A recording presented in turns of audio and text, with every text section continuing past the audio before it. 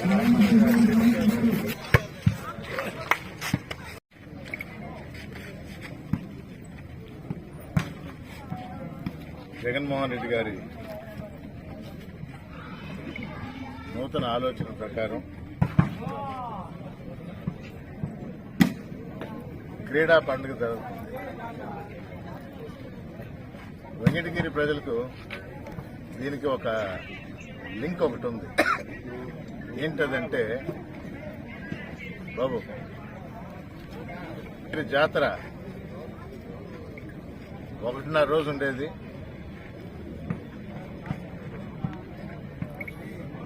అడగంగానే దాన్ని రాష్ట్ర పండుగ చేసి జీవో పాస్ చేసి ఈ సంవత్సరం ప్రజలందరూ అమ్మవారి ఆశీస్సులు పొందగలిగారు 4 లక్షల పైన. ఆ సందర్భంగా ఈ జాతరను మనం 5 రోజులు జరుపుకున్నాం.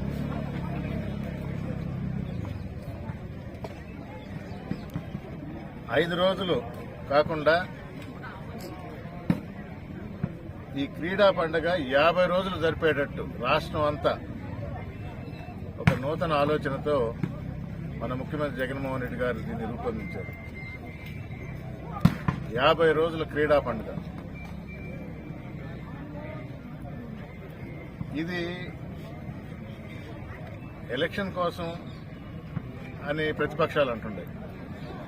అంటే ఏ మంచి పని చేసినా దాన్ని వక్రీకరించాలి. ఆరోగ్యశ్రీని 25 లక్షలకు పెంచారు. ఆరోగ్య సురక్ష అనే ప్రోగ్రాం కింద మన తత్కాల్ స్కీమ్ లాగా తొందరగా ఏదైతే అటెండ్ అవ్వాలి దానికన్నా ముందర సర్టిఫికేట్స్ జారీ చేయటం ఒక యుద్ధ ప్రాతిపదికన తీసుకున్నారు. దానిలో మంచి రిజల్ట్స్ వచ్చి ఆరోగ్యశ్రీ అనే ప్రోగ్రాం కూడా, సురక్ష అనే ప్రోగ్రాం కూడా పెట్టారు. దానికి అనుగుణంగా పిల్లలు క్రీడా రంగంలో పార్టిసిపేట్ చేస్తే హెల్త్ ఈజ్ వెల్త్ అన్నట్టు క్రీడలు దానికి ఎంతో ఉపయోగపడుతుందని ఆలోచించి, అదొకటే కాదు, దీనికి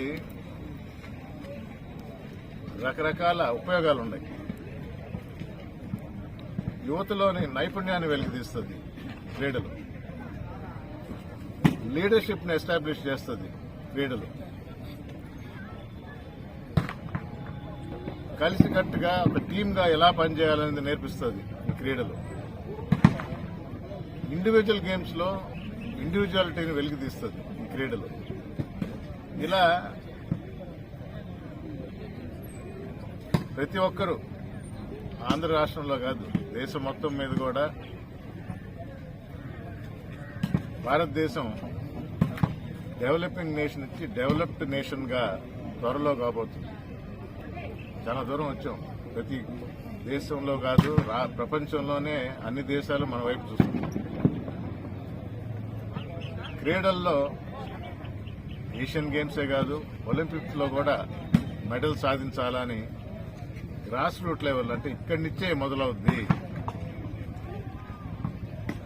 నైపుణ్యాన్ని గుర్తించడం, వెలికి తీయటం, సానబెట్టడం, దాన్ని పాలిష్ చేసి మెరుగుపరిచి క్రీడా రత్నాలుగా తీర్చిదిద్దడం.